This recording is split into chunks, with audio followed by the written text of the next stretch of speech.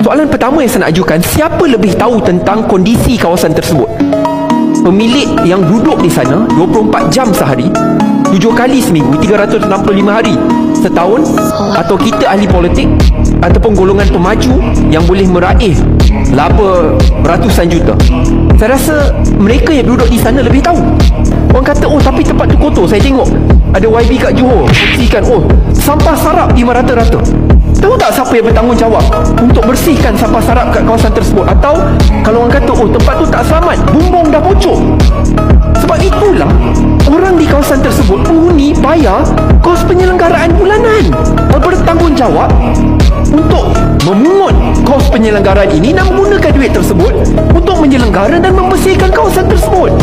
Bukan kerana kegagalan mereka yang menyebabkan kedaifan. Individu yang tidak bersalah, pemilik yang tidak bersalah ini perlu menyerahkan haknya, tanah pusakanya.